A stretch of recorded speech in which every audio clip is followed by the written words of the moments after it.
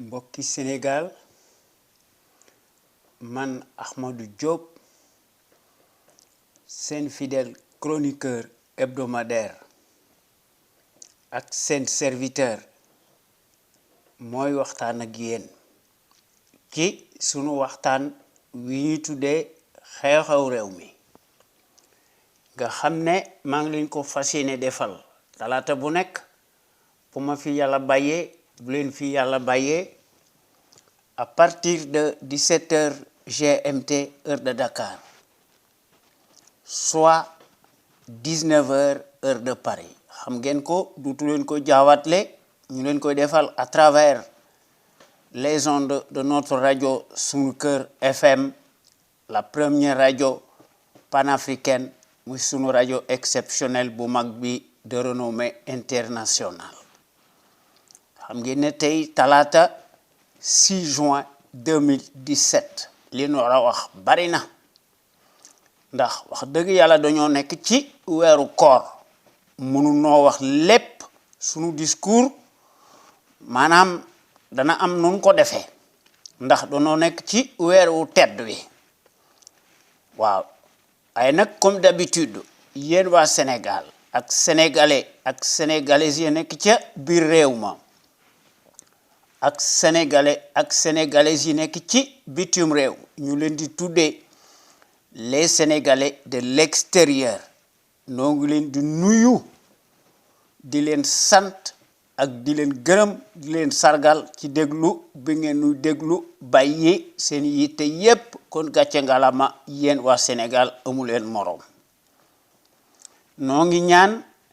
yàlla ak yonent bi indi jàmm ci sunu dëkk bi yàlla nangu sunu koor ñun ñépp nu am wérgu yaram yàlla musal nu ci musiba ak saytaane yàlla defal nu jàmm sunu réew mi am koom-koom ñépp di liggéey wérgu yaram am amiin noo ngi jox njukkal aussi nos auditeurs ak auditrices yi góor ak jigéen mag ak ndaw fàttewuñu kenn te noo ngi sant aussi ñépp surtout les intervenants yi nga xam ne kenn demul ñu des ndax wax dëgg yàlla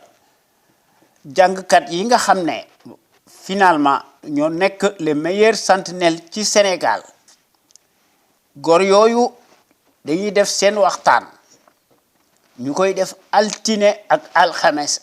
à partir de 16h surtout su amee lu am exceptionnel nga xam ne ñu ngi koy def ci à travers notre radio Sunu Kër góor yooyu loolu doyut samedi bu nekk ci loolu la ñu nekk ñu def beneen waxtaan ñu tuddee ko en toute objectivité loolu doyut dimanche bu nekk ci loolu la ñu nekk ñu def beneen waxtaan ndax duñu tàyyi ndax ay patriotes de haut niveau la ñu def seen waxtaan ñu tuddee ko la voix des jeunes maanaam baatu ndaw ñi ak yoonu ndaw ñi loolu mooy wane ne wax dëgg yàlla góor yooyu bis bu yàlla sàkk dañuy def des réflexions remarquables prodigieuses yoo xam ne ñu ngi koy tabal ci boppu sénégalais yi à travers les ondes de notre radio Sunu Kër FM la première radio panafricaine nekk ca Californie muy sunu radio exceptionnelle bu mag bi de renommée internationale bu loolu wee ñun ñi nga xam ne ñoo nekk ci conscience patriotique pour le changement xam sa réew bëgg sa réew jariñ sa réew wax dëgg yàlla ñun ŋàññiwuñu kenn contre pouvoir lañ fi bëgg ñun ñépp Sénégal sunu Sénégal gi moom boppam yilif boppam ar ay marchandises am du tàggu kenn ñu indiwaat fi un état de droit boo xam ne góor ak jigéen mag ak ndaw citoyen bu nekk da nga war a am les mêmes droits ndax xam nañu ne sans la liberté on ne peut rien construire de solide ni de bon ndax mënuñu def dara loo xam ne jagut te état de droit amu fi waaye fi mu nekk Sénégal marchandage lay def te ki koy jiite xam nañ ko muy Macky Sall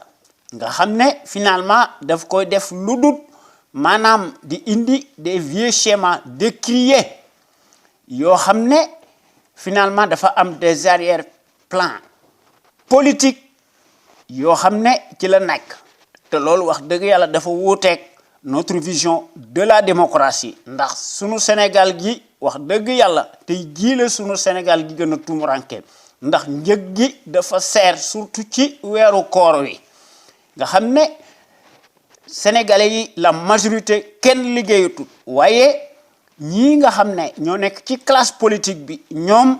finalement xamutuñ ne xiif am na ci dëkk bi loolu moo tax ñu def des combines ndax ñoom ñëpp dañoo nekk des combinards yoo xam ne seeni intérêt dong lay défendre nga xam ne finalement ñenn ñi ay rabatteurs la ñu seetuñu li nga xam ne moom la suñu réew mi bëgg ndax fii mu nekk la misère galopante et le chômage endémique surtout nag ceeb bi ak diwlin bi ak suukar si lépp dafa yokk te li ko indi mooy les plans structurels de la Banque mondiale et du FMI nga xam ne dañoo nekk des institutions impérialistes capitalistes nga xam ne moo tax suñu dëkk bi tumuranke maanaam golo di bay babu di dunde ndax ndox mi ngi coupé ak courant bi xam ngeen de ndox fu mu amut day nekk une menace réelle à la santé des populations waaye Macky yoonam nekku ci ndax dëkk yi nga xam ne dañoo am fayda dañuy aakimoo seen alal jépp dañ koy aakimoo nga xam ne toutes les entreprises yi nga xam ne ñooy opérer ci seeni dëkk duñu tàggu kenn lépp la ñuy foqar ci nationaliser toutes les ressources vitales yi nga xam ne dafa am njariñ waaye Macky plan Sénégal émergent lay latoo te li nga xam ne wax dëgg yàlla kenn mënu koo xóomtoo mooy l'émergence coloniale ndax moo fi nekk en continu ndax ku mënta lijjanti sa courant mënoo lijjanti sa ndox nga xam ne les inondations fi mu nekk daanaka dana yegg si kenn ñaanu ko waaye Macky plan Sénégal émergent lay latoo te gis nañu li nga xam ne moo nekkoon ci mbënd mi ci juróomi at yii passé ndax Macky da doon latoo ne finalement dana saafara li nga xam ne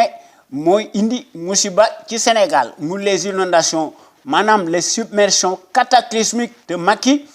ne décaissé ne 60 milliards yoo xam ne dañ ko yalwaan waaye gisuñ ci dara ba tey ji fii mu nekk Macky ci tànk yooyu la nekk te bu ñu defu ndànk mbetteel dana am ci législative yi ndax loo ci seet mi ngi ci ndax Macky moom dafa bëgg a diigal su réew mi ndax Macky day def corps et cause commune ak ñi nga xam ne ñoo ko yilif ndax dañoo bëgg a plomber l'avenir du Sénégal muy sunu Sénégal gi te gis nañu li nga xam ne Macky Sall ci la nekk muy ci le nazisme monétaire nga xam ne ci loolu la masa nekk te gis nañ ko ci les troupes et bases militaires françaises nga xam ne Macky doon wax ne kooku doon relever tout simplement de nationalisme mal placé dixit le même homme muy Macky Sall mi nga xam ne wax dëgg yàlla l'apologie de la tyrannie lay def te ku ne xam na ne wax dëgg yàlla Macky moo nekk l'envoyé spécial colonial attitré et accrédité à Dakar nga xam ne sunu Sénégal gi dafa tumuranke nga xam ne dañ koy pàccoo te gis nañu li nga xam ne moo ci nekk ndax ñun ñi nga xam ne ñoo nekk ci conscience patriotique pour le changement xam sa réew bëgg sa réew jëriñ sa réew ñu gën ñoo xam ci sous l'acronyme CPC noo ngi ñaawlu la gestion népotique et gabégique du Sénégal par un parti politique une coalition de partis ou une famille te gis nañu li nga xam ne Aliou Sall ci la nekk nga xam ne loxoom mësta jóg ci pétrole bi mu lëkkaloo ak Franck Timis te Macky loolu musu cee wax lépp lay wax waaye loolu du ci wax kon li tax mu noppi moo ko xam te noo ngi déngaan aussi l'accaparement des ressources du Sénégal par une seule famille paresseuse ak son clan Macky jox leen des postes de haute stratégie nga xam ne mbir moomu wax dëgg yàlla dafa nekk un corporatisme ethnique sans éthique ni équité Macky jox leen ay ndomboy tànk dans toutes les structures de l'État du Sénégal loolu wax dëgg yàlla noo ngi koy ñaawlu loolu tax na ba ñun ñi nga xam ne ñoo nekk ci conscience patriotique pour le changement xam sa réew bëgg sa réew jëriñ sa réew loolu noo ngi koy naqarlu te il faut que wax dëgg yàlla ñu changer sunu Sénégal gii ndax bu ñu bëggee changer man nañ ko sunu Sénégal gi dañ ko war a changer nga xam ne dans le sens des progrès immenses ndax bu ñu bëggee man nañ ko ndax tout est possible toutes les ressources humaines mi ngi fi ñàkk ànd nekk benn moo fi nekk ndax wax dëgg yàlla bu ñu fexee ba nga xam ne suñu réew mi ñi ko bëgg ñoo ëpp fuuf ñu koy war yaakaar nañ ne suñu réew mi dina jëm ci kanam waaye lii nga xam ne moo ne ci sunu dëkk bi nga xam ne à quelques encablures des législatives yoo xam ne daanaka loo ci seet mi ngi ci ndax mbir mi wóoratut ndax Macky lu mu wax finalement boo ko seetloo ba seetlu ko mbir mi am na lu ci nekk te finalement marchandage la ñuy def di dàggasante maanaam di def des chantage nga xam ne finalement dafa am ay rabatteurs yoo xam ne seen njëriñ bopp dong ci la ñuy défendre te gis nañ ko ci li nga xam ne moo nekk ci opposition bi nga xam ne finalement ñii bu ñu àndee tey boo léegee du ñu ànd nga xam ne dafa mel ni que seen njëriñu bopp dong la ñu bëgg te dafa mel ni que sax bëgguñu législative yi am ndax dafa mel ni que soit dañoo ñàkk xaalis wala amuñu Pastef wala amuñu jom loolu moo fi nekk ndax wax dëgg yàlla suñu réew mi dafa tumuranke ndax ñun ñi nga xam ne ñoo nekk ci conscience patriotique pour le changement xam sa réew bëgg sa réew jëriñ sa réew bokk nañ ci porte étendard drapeau yi nga xam ne wax dëgg yàlla dañoo bëgg a teg suñu réew mi mu jub suñu réew mi nekk ci tànk yi nga xam ne ci la grande nation émergente yi nekkee ndax wax dëgg yàlla xam nañu ne su fi notre rajo suñu kër amutoon muy notre rajo suñu kër panafricaine nekk ca Californie muy suñu rajo exceptionnel bi nga xam ne de renommée internationale su fi amutoon àdduna tukki ndax dëkk ba ku wax dëgg Macky Sall tëj la ci kaso bi te gis nañu li nga xam ne moo nekk l'actualité politique nga xam ne Macky dafa am nu mu ko gisee nga xam ne Macky dafa bëgg a cristalliser les esprits ñu bëgg a focaliser wu ci soi-disant les caricatures ñu ne photo montage des photos waaye mbir mi am na ñu ne photo Macky Sall la maanaam dafa sàggan waaye nag yaakaar nañ ne photo yooyu kenn du ko gis waaw maanaam mbir mi loo ciy seet mi ngi ci loolu moo tax yéen gor yi ñoo ngi leen di ñaan ngeen di ñëw di fraterniser wala ngeen di déglu gor yi nga xam ne ñooy wax à travers les ondes de notre rajo sunu kër FM nga xam ne bu leen neexee bokk ci waxtaan wi tàbbal ci seen i kàddu yi rafet comme ni ngeen koy defee ndax wax dëgg yàlla notre rajo sunu kër moo nekk la rajo la plus populaire bi nga xam ne moo nekk l'éternelle cheville ouvrière des sentinelles sénégalaises aux vérités implacables aux bras d'acier inachetables et qui font constamment preuve d'analyse pertinente sans complaisance ne souffrant d'aucune ambiguïté sur la chose publique au Sénégal ndax sunu Sénégal gi wax dëgg yàlla actualité politique bi bés bu yàlla sàkk day débordante ndax day abondante ba nga xam ne doo xam fan ngay commencer ak fan ngay teeral loolu moo tax wax dëgg yàlla il faut que nu nekk benn te il faut que ñu unir rassembler autant de patriotes sénégalais autour d'un idéal commun pour cela nag wax dëgg yàlla il faut que ñu indi ci une détermination boo xam ne day mat sëkk ñu indi ci patriotisme le civisme intelligence bu mat sëkk ku nekk indi ci sa xalaat bu rafet ndax ñu mën cee def une démocratie participative li nga xam ne mënta ñàkk du ma tàyyi di ko wax maanaam mu jën wi nga xam ne moo nekk la clé de voûte boo xam ne maanaam la volonté politique de chaque Sénégalais ndax suñu dëkk bi mën a jëm ci kanam ndax suñu dëkk bi mën a nekk le phare de la démocratie plein développement économique politique financier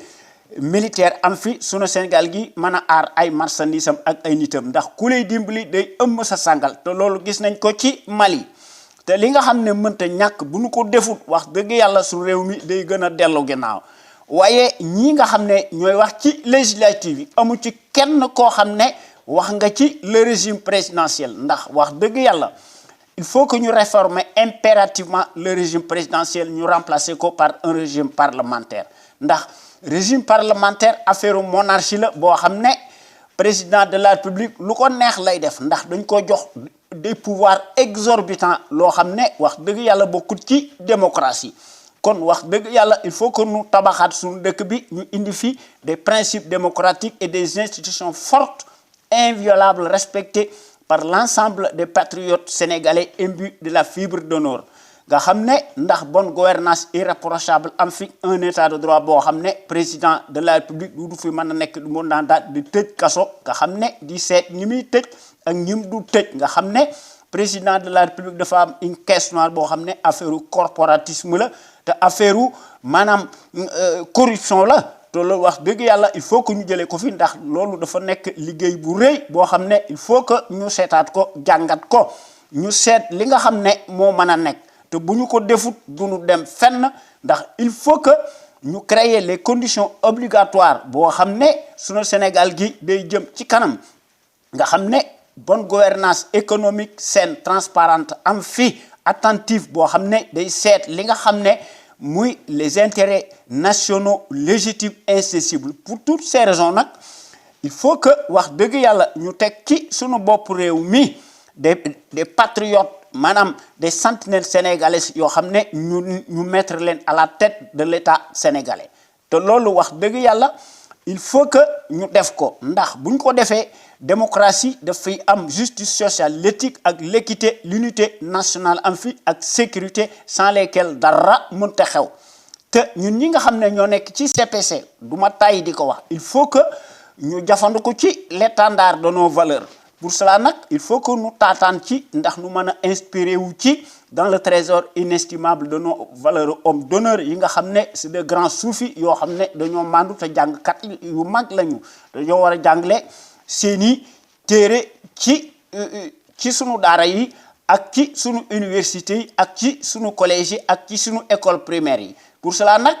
il faut que ñu jàngale aussi le civisme chez les populations ndax le civisme dafa am njëriñ ndax pays am fayda gën a yokk ci loolu la ñu nekk ndax le civisme moo nekk le réflexe décent de tout citoyen responsable qui a sa place dans la société ndax le civisme mooy impliquer le savoir-faire et la civilité lorsqu'il s'agit de la chose publique ndax en tant que citoyen à part entière soo amee ay droit da nga am ay devoir waaye classe bu Macky Sall gi wax dëgg yàlla yaakaar nañ ne ay droit rek la ñu am te loolu wax dëgg yàlla kenn mënu koo weddi te loolu wax dëgg yàlla ñoo ngi ci def une vaste campagne de sensibilisation massive boo xam ne il faut que ñu yee nit ñi sur la chose publique ndax il faut que ñu def ba nga xam ne saa yu élection amee chaque sénégalais et sénégalaise chaque citoyen et citoyenne sénégalaise fu mu mën a nekk dafa war a armé de son bulletin de vote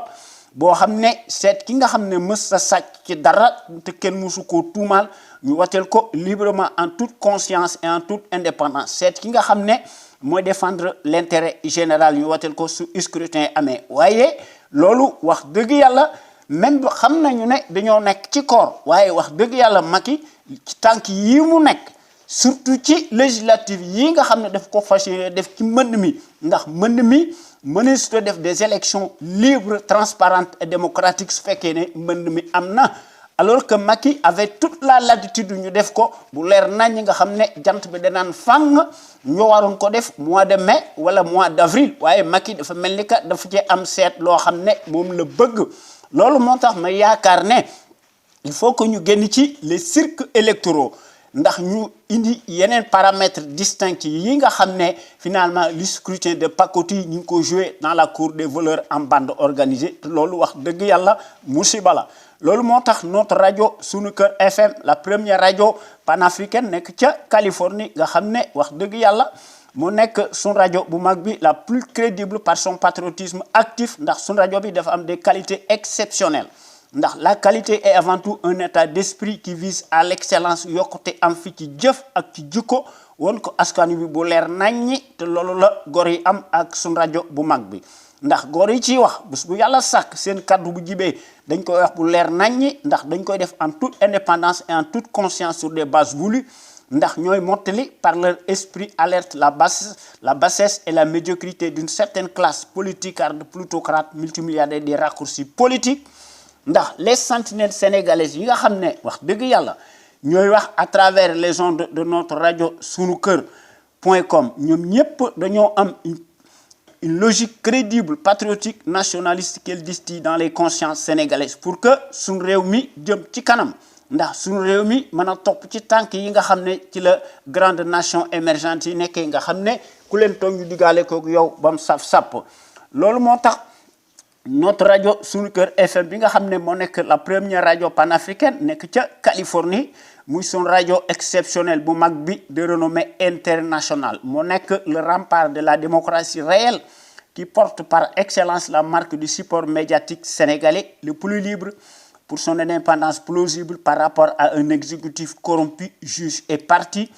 impulsif et qui dicte sa loi, sa propre loi arbitraire au nom de la tyrannie pour faire taire toute voix discordante des opinions libres. ndax wax dëgg yàlla góor yi nga xam ne ñooy wax à travers les ondes de notre radio sunuker.com ñoo nekk fi ñu nekk ndax ñooy wax ci kaw et publiquement li nga xam ne les politicards ñemuñ ko wax ci suuf ndax lu ñu xalaat duñ ko xam duñ ko wax comme dañoo nekk ci koor suñu discours dañ koy tempérer tuuti nga xam ne weeru koor loolu maanaam yenn yi kenn waru ko wax waaye nag suñu discours duñ ko xumtoo li nu bëgg a wax danañ ko wax nag waaye dafa am ci neneen noo xam ne dañ koy wax nga xam ne ay teggin la te loolu aussi dafa am njariñ loolu moo tax notre radio exceptionnelle bi nga xam ne góor yi ñoo ciy wax dëgg gu wér péng góor yooyu nekk ñu fa rek di critiquer wala di sànni ay xeer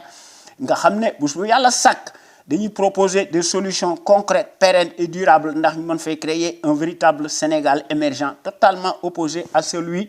des menteries inflationnistes fascistes ndax sentinelles sénégalais yi nga xam ne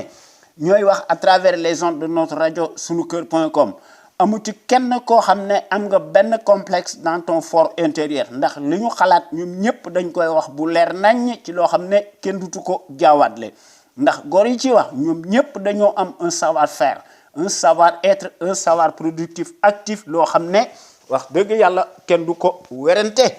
tey nag nanu wax ci menn mbir te mbir moomu wax dëgg yàlla dafa am solo ndax suñu Sénégal gi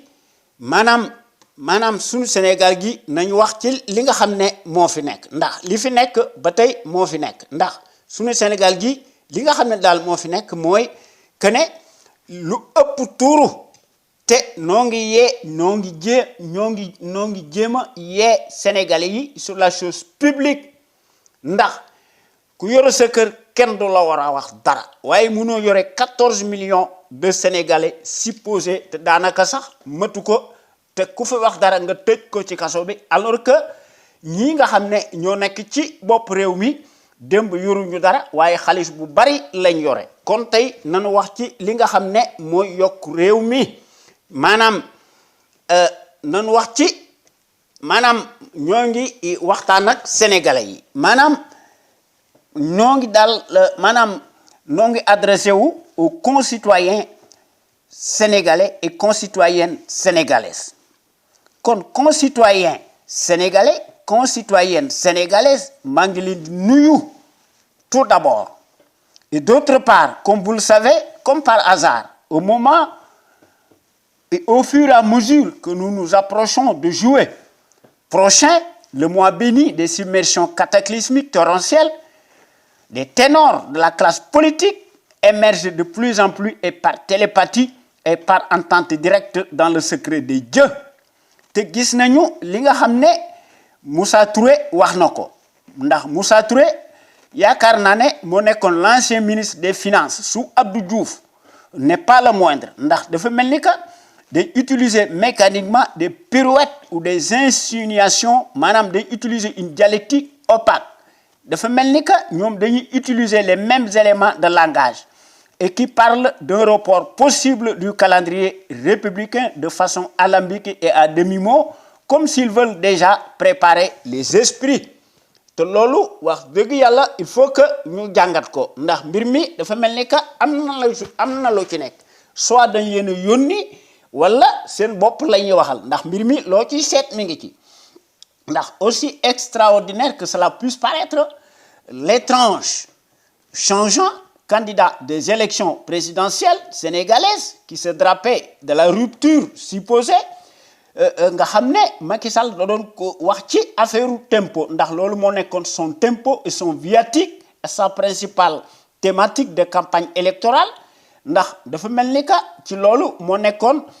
le socle de la démocratie nga xam ne moo yitaloon Macky Sall bi nga xam ne hier dafa nekkoon en mauvaise posture te mu ko doon def à grand tambour battant et par sa période de servitude interposée, laquelle s'est bien transformée en porte-parole et en instrument politique. Voyez, aujourd'hui, comme hier, nous sommes bien édifiés sur la nature ubuesque de cet homme atypique qui change tel un caméléon. Nga xam ne mbir mi loo ciy seet mi ngi ci ndax fii mu nekk maanaam nous nous interrogeons à juste titre et légitimement sur les réelles motivations des auteurs tendant à renvoyer les législatives aléatoires de juillet 2017 pour qui et à quelle fin ndax mbir mi loo ci seet mi ngi ci ndax dafa mel ni que mbir mi dara leeratul. Autrement dit, les suffrages universels se tiendront-ils vraiment à date échue? Rien n'est exclu et tout est possible malgré l'annonce officielle. ndax tout peut changer pour que la pilule passe comme une lettre à la poste depuis le triste regrettable soir historique du 25 mars 2012 ndax loo ciy seet mi ngi ci ndax dans ces conditions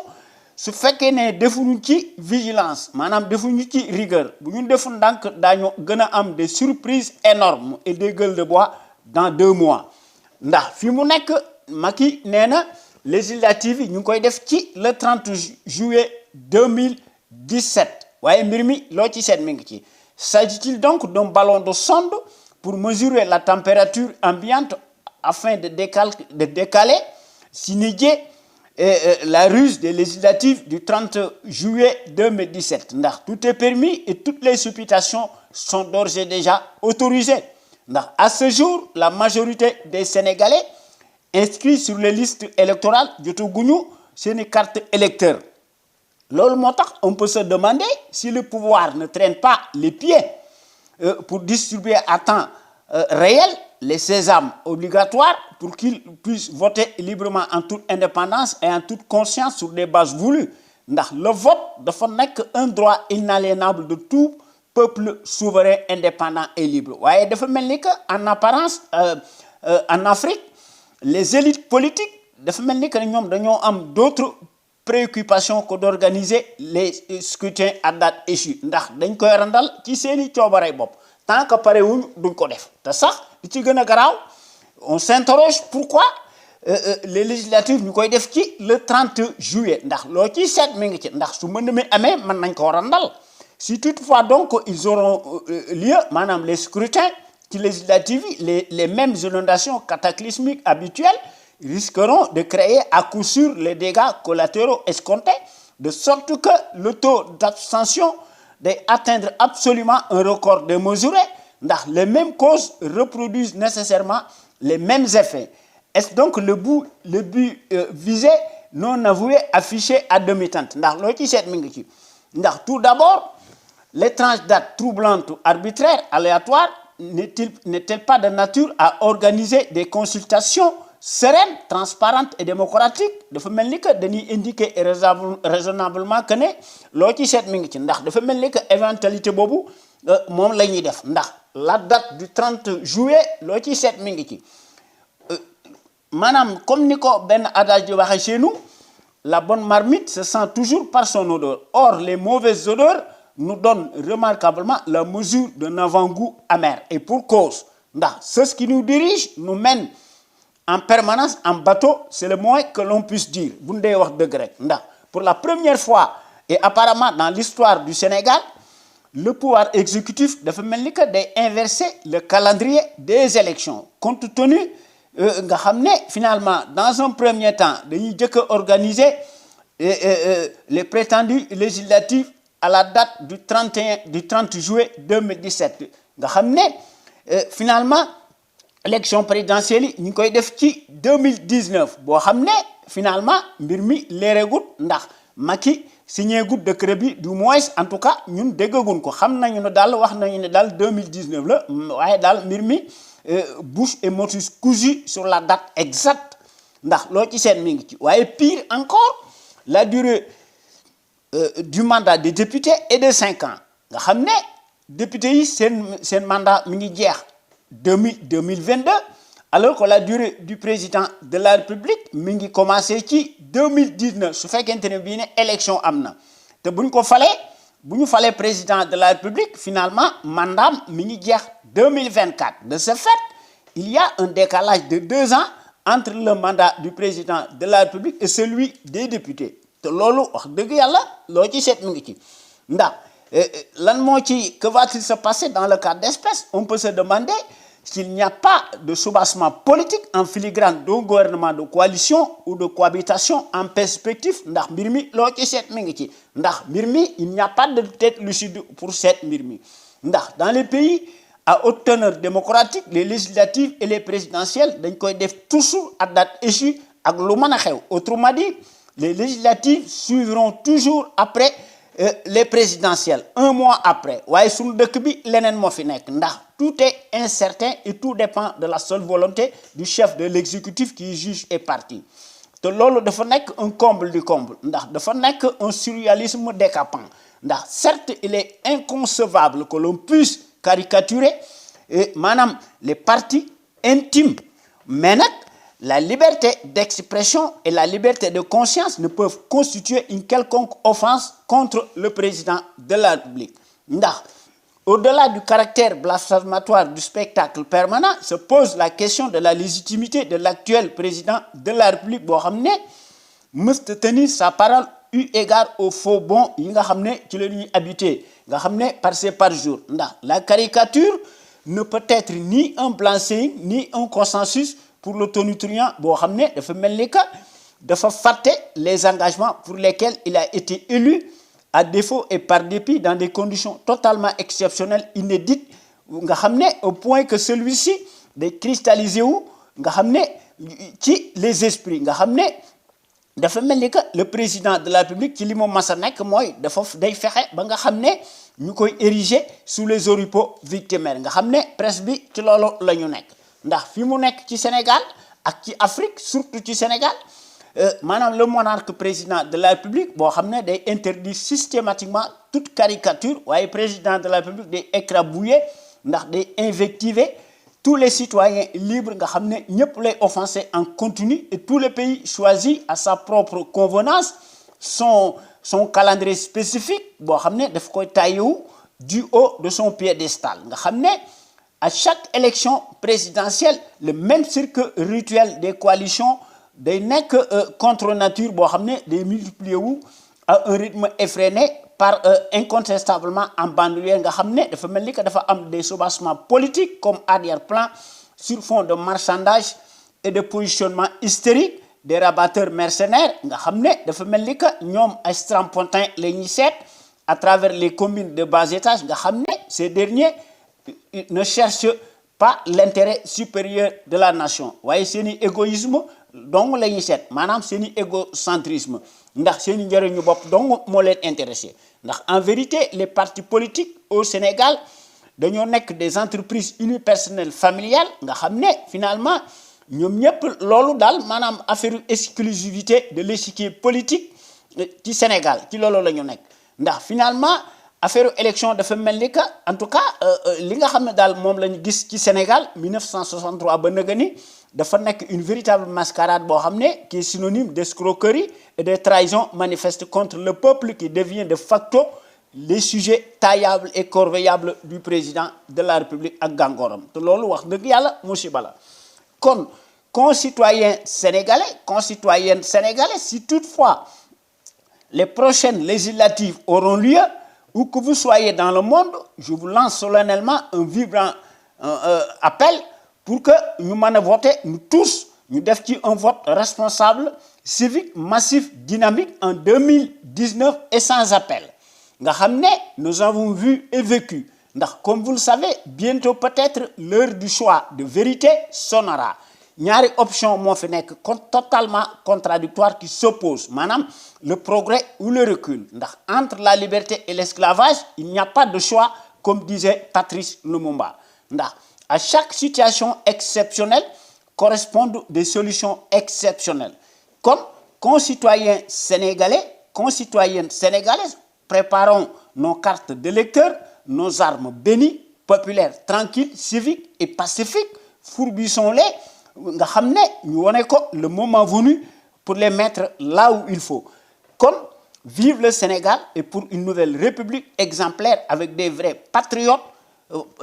à la hauteur et à l'endroit contre l'envers du décor kon noo ngi sant gor yi nga xam ne ñooy wax à travers les ondes de notre rajo Sunu Kër FM maanaam